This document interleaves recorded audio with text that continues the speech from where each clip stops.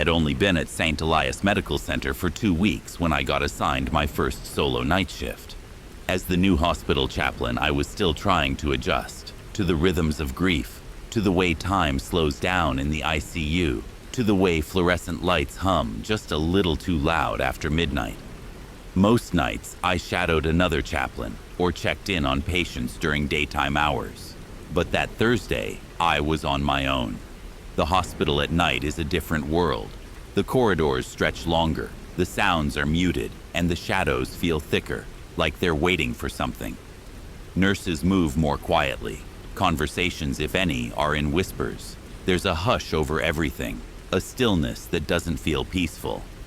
It was a little after 2:00 a.m. when I left the chapel to use the restroom down the East Hall. The hospital was nearly silent.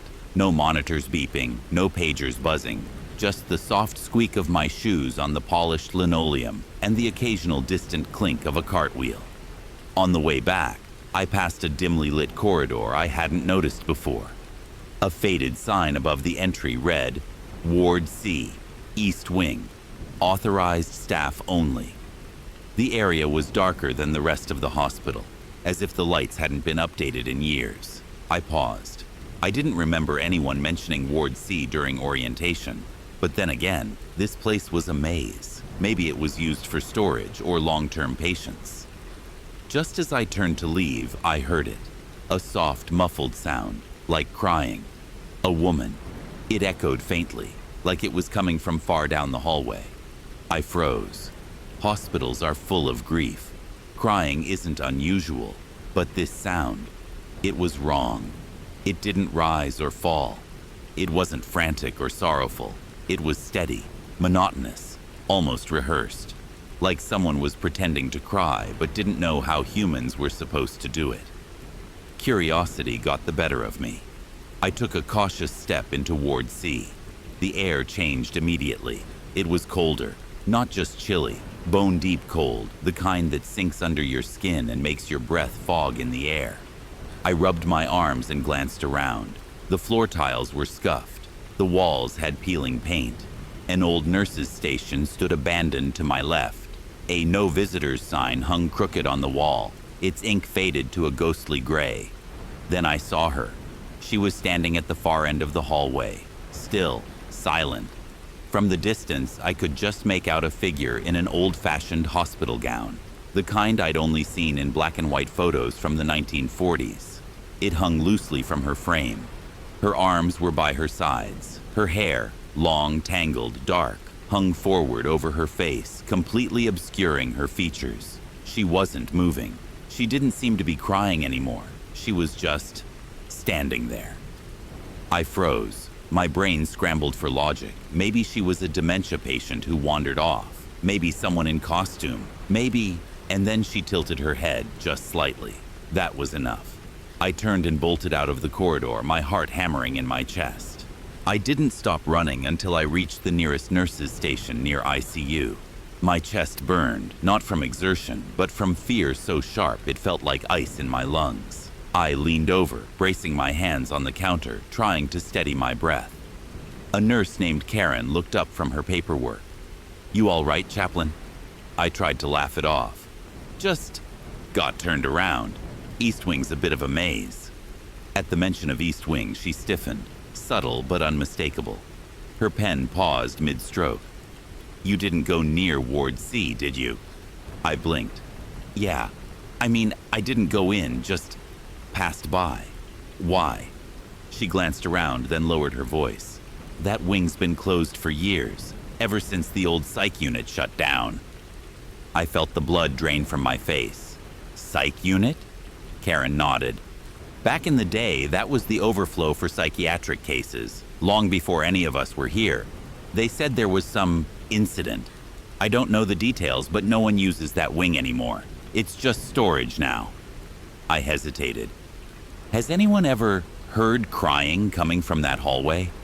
Karen gave me a look I couldn't quite read, half fear, half regret. "I'd avoid that corridor," she said simply. "It doesn't like being disturbed." I didn't sleep that day. I couldn't. Every time I closed my eyes, I saw her. That figure with the hair hiding her face, just standing, waiting. That night, I came in for my next shift with the full intention of avoiding Ward C. But as the hours crept past, something gnawed at me. A quiet pull, like gravity, dragging me back. Around 1 o'clock a.m., I was making my rounds when I noticed something strange. Several overhead lights flickering, in perfect rhythm, leading straight toward the entrance of Ward C. No one else seemed to notice. The nurses were busy. The halls were silent. I should have walked the other way, but something in me, something that felt not entirely my own, made me turn and take that first step back down the corridor. The cold hit instantly, the same unnatural, suffocating cold.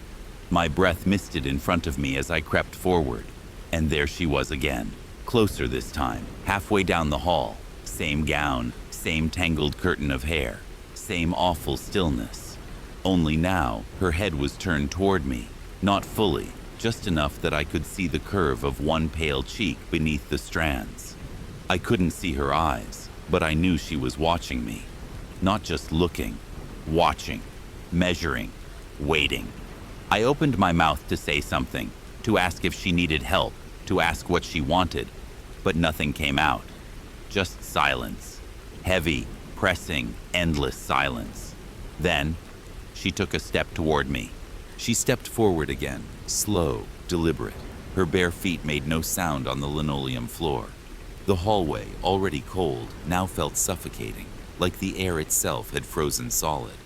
I wanted to move, to turn and run like I had the night before, but my legs wouldn't obey. It was like something was anchoring me in place. She took another step. She was close now, too close. From this distance, I could see that her gown was stained near the hem, like it had been soaked and left to dry 100 times. The hair that hid her face was damp-looking, tangled like seaweed dragged through murky water. And then, as I stood frozen, she stopped. A silence fell, thick and heavy, the kind that presses against your eardrums until it starts to hurt. Then she lifted her head. Her hair parted just enough for me to see her face, or what should have been a face. But there were no eyes, just two black pits, deep and empty, like someone had scooped out her soul and left nothing behind. And her mouth, God help me, it opened wider than any human mouth should. No sound came out, but I heard it, inside my head. A voice, not spoken, but poured directly into my thoughts, like oil into water. It whispered just one thing. You saw me. That was the last straw. I turned and ran full sprint back up the corridor, through the main wing, down the hall, not stopping until I reached the chapel. I slammed the door shut behind me and collapsed against the wall, chest heaving, sweat freezing on my skin. I didn't finish my shift. I couldn't. The next morning, I filed a report. Not about her, of course, but about the lights, the cold, anything I could put into words that wouldn't get me laughed out of the hospital. I asked Karen again about Ward C. She didn't say much, only that decades ago, a female patient in the old psych unit had hanged herself in that wing after weeks of solitary observation. She had been unidentified, unclaimed, and her body wasn't discovered until days later. They found her sitting up in the waiting area, Karen said quietly, like she was still waiting for someone to come for her. I haven't seen her since, but I still walk past that hallway sometimes, fast, eyes straight ahead. And every so often, when the night is especially still, I swear I catch a glimpse of white fabric through the shadows, sitting, silent, waiting. And I know, deep in my bones, that if I ever stop and look again, she'll be closer. There's something about hospitals after midnight that never sits right with me. Maybe it's the hum of the fluorescent lights, or the way the air feels a little too still, as if time itself hesitates to keep going. Or maybe it's the weight of everything that's happened inside these walls, the grief, the fading breaths, the last goodbyes whispered into pale ears. I was only a few months into my new role at Ridgewood Medical Center, working as the overnight chaplain, when I had the dream. At first, it felt like any other late shift. A few patients on comfort care, some families needing quiet prayer. the usual IV beeps and soft murmur of nurses at the station. That night, I returned to the Chaplains' lounge sometime after 1 o'clock a.m., sat back on the creaky vinyl couch and let myself drift off. And then, I was in a hallway I'd never seen before. The tiles beneath my feet were aged, yellowed with time. The lights overhead flickered faintly, casting long shadows on the walls. It was unmistakably Ridgewood, but older, like a version of the hospital that existed decades ago. The paint was cracked, the signage faded, and at the end of the hallway, she stood there, a frail woman in a pale blue hospital gown, hands folded neatly in front of her, feet bare on the linoleum floor. Her back was straight, her posture strangely rigid, and though the hallway was empty, I could feel it. She wasn't alone. I wasn't alone. I couldn't see her face clearly. Her hair, long and streaked with silver, hung down like a veil, just enough to blur her features. But her presence, it pressed into the space like static in the air, cold, heavy. I tried to speak. "Ma'am?" I whispered. She didn't move, didn't flinch, but something about her felt aware, like she was expecting me. Then, as quickly as it began, the dream shifted. The lights buzzed louder. The woman's form began to fade, not step away, not vanish, just dissolve, like fog in sunlight. And I woke up, heart pounding, mouth dry. The lounge was silent except for the soft tick of the wall clock. A few minutes later, my pager buzzed. "Room 219, patient nearing transition, family not present, chaplain requested." I rubbed my eyes, shook off the fog of the dream, and headed down the hall. I didn't realize I was walking toward the same direction until I reached the doorway. Room 219 was tucked into the far wing of the older section of Ridgewood Medical Center, the part they didn't bother remodeling when the new surgical suites were built. The lights were dimmer here, the tile more cracked, the smell more lived in. As I pushed open the door, I stopped cold. She was there, not standing, not like in the dream, but lying in the hospital bed, frail and still, her chest rising and falling with the slow rhythm of someone close to the end. But I recognized her instantly. Same pale blue gown, same silver-streaked hair, same posture even in sleep, rigid, composed, like she was already halfway gone. I stood in the doorway longer than I should have, breath caught somewhere between awe and unease. I told myself it was just a coincidence, that I'd seen dozens of patients, dozens of elderly women, and my mind was playing tricks on me. But deep down, I knew. This wasn't just déjà vu. I had seen her, hours ago, before she was real. I stepped closer, clearing my throat gently. "Mrs. Whitaker?" I asked softly, though I didn't expect a response. No movement. I glanced at the vitals screen, heart rate slow, irregular, oxygen levels low. She was slipping. There was no family at the bedside, just the hush of machines and the faint hum of the heating vent overhead. I did what I was called to do, sat beside her, opened my Bible, and began reading in a low, even tone. Verses about peace, rest, light. The whole time I couldn't shake the feeling that she had waited for me, like the dream hadn't been a dream at all, but an invitation. A few minutes later, the nurse entered, an older woman named Colleen I'd seen on the palliative floor before. She gave me a quiet nod, then walked to the foot of the bed, checking the chart with the practiced rhythm of someone who had seen this moment too many times. "She won't be long now," she whispered, almost to herself. I hesitated before asking, "Do you know if she had any special clothing preferences? That gown, for instance, it looks older, not standard issue." Colleen looked up, a faint smile tugging the corner of her lips. "She insisted on wearing that one," she said. Said it reminded her of her younger days, back when she was a nurse herself. "We keep it in a storage bin just for her. No one else wears it." My stomach turned. I didn't say anything at first, just nodded slowly, pretending that answer didn't chill me to the core, but I couldn't let it go. "That gown," I said carefully. "Light blue, faded collar, a tiny tear on the left sleeve." Colleen's head tilted slightly. "Yeah, that's the one." I looked down at Mrs. Whitaker.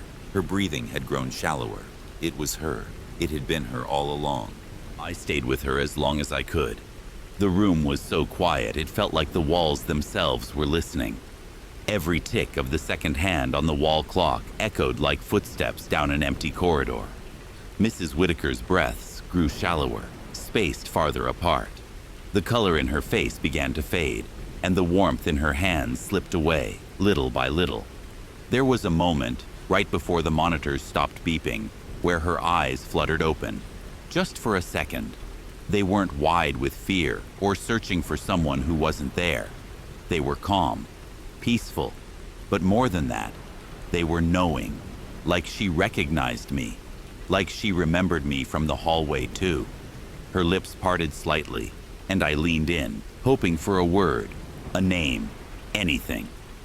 But all I heard was a whisper, so soft it could have been nothing, or everything. You were there. Her chest stilled. The monitor flatlined with a long, steady tone that always feels longer than it actually is. Colleen turned it off without saying a word. I stepped out of the room in a haze. The hallway outside was dim, bathed in soft amber light from an old exit sign. Everything felt heavy, thick, and yet I wasn't afraid. I was cold, yes, but not terrified. Something about what I'd experienced felt deliberate, not sinister, like an unspoken invitation had been accepted. Back in the break room, I sat in silence for what felt like hours. The Bible I'd been holding rested on the table, still open to the page I'd read by her bedside. My mind kept looping through the dream, her standing there, silent, waiting. And now I wondered if that hallway in the dream was this very one, just older. Or maybe it wasn't a hallway at all. Maybe it was a threshold. That was months ago. I've had other night shifts since, other prayers at the edge of life.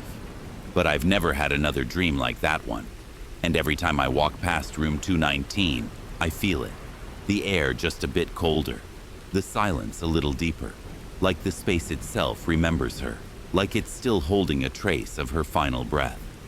Sometimes I wonder if we're given glimpses, not of the future, but of what waits beyond. If the souls getting ready to leave this world reach back just once to see who'll be there to guide them through. Maybe Mrs. Whitaker just needed someone to find her, to walk with her one last time. And maybe, just maybe, she reached out first, through a hallway in a dream. When I first started at Westlake Regional Hospital, I wasn't prepared for how lonely night shifts could be. I'd taken the position as the overnight chaplain just 2 weeks prior. It was my first time working full-time in a hospital, especially one as old and understaffed as Westlake. The ICU wing was always quiet after 10 p.m. The patients slept, the nurses spoke in murmurs, and the building itself seemed to breathe with a low hum of distant machines. During those early nights, there was one person who made it feel a little less isolating, Nurse Meredith. She was in her early 40s, tall, wore her dark hair in a bun, and always had this calm, kind demeanor. She wasn't overly talkative, but she had a gentle smile and a voice that carried warmth. We first crossed paths during my second night. I had just finished praying with a terminal patient when I ran into her near the ICU medcart. "You're the new chaplain, right?" she asked, offering me a cup of coffee. "Careful, it's the terrible hospital kind." I laughed and took it anyway. "Better than nothing. I'm Daniel." "Meredith," she said. "I'm usually floating around here at night. ICU likes to keep at least one nurse ghosting the halls." The way she said it, with that dry humor, put me at ease. Over the next week, I'd see her often. She'd show up near room 312 at the far end of the ICU, usually standing by the window at the end of the hallway, looking out over the parking lot. Sometimes we talked about patients, sometimes about nothing at all. One night, I mentioned how I kept losing pens. The next shift, she handed me a beat-up black ballpoint with her name, M. Grant, scratched faintly into the plastic. "It's a good luck pen," she said. "Never leaves my pocket. Until now." "Thanks," I said, pocketing it with a smile. We were becoming friends, I thought. But something about our conversations, they were always brief, like she was on borrowed time. She never walked with me, only stood in that hallway near room 312. I never thought to question it. It was a Tuesday night when I noticed something strange. I'd gone looking for Meredith around 2:30 a.m. after sitting with a patient who'd just passed. Normally, she'd be by the window near room 312, sipping coffee or checking her tablet. But this time, she wasn't there. I checked the nurse's station, the break room. Nothing. Later that night, during a lull in the halls, I casually asked one of the charge nurses, Angela, about her. "Meredith?" she repeated, frowning. "Who's that?" "The night nurse," I said. "She usually floats around ICU. Dark hair, quiet voice, always hangs around near room 312. Angela looked at me like I'd asked if ghosts take smoke breaks. "We only have 2 night nurses on this week, me and Jordan, and neither of us has a Meredith on our shift list." I laughed a little, thinking she was joking, but her face didn't change. That night, I didn't see Meredith, or the next night, or the night after. I started wondering if I'd somehow messed up her name or imagined her entirely.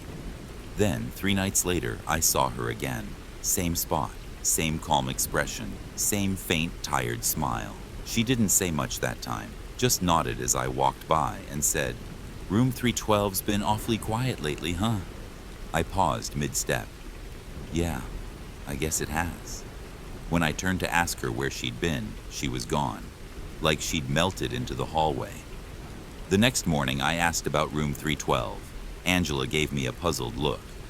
"That room's been sealed off since the fire." "Fire?" I repeated. "Yeah," she said slowly. "About 4 years ago, there was an oxygen tank explosion. Small fire, but a nurse didn't make it. Meredith Grant. Her name was on the plaque they used to have outside the room." I couldn't breathe. She kept talking, not noticing how stiff I'd gone. "The room's not up to code anymore. We store linens in there now, but it's mostly just shut tight. Gives people the creeps." I excused myself and went to the locker room. My hands were shaking. I reached into my coat pocket and pulled out the black pen Meredith had given me. The plastic was yellowed, cracked. The label, M. Grant, was barely visible, scuffed like it had been through years of wear. It didn't look a few days old. It looked like it had sat in someone's pocket for decades. I couldn't stop looking at the pen, the cracked plastic, the faded ink, the way it felt slightly sticky with age, like it had been left in a drawer for too long, or buried under layers of forgotten time.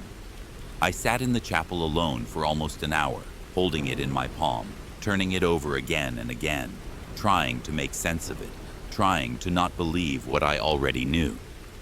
Later that morning, when the day shift arrived, I returned to ICU.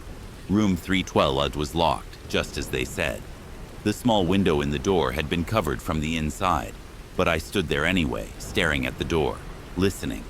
And I swear, I heard something, just faintly, like someone humming, a soft, low melody, familiar, the same tune Meredith used to hum during night rounds.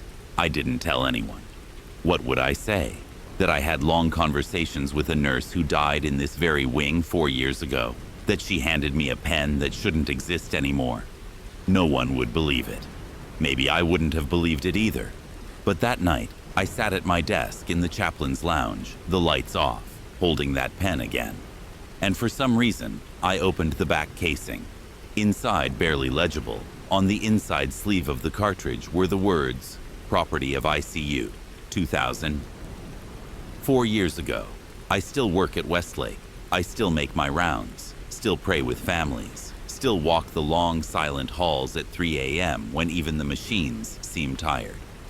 And sometimes I pause near room 312. I don't see her anymore, not since that night.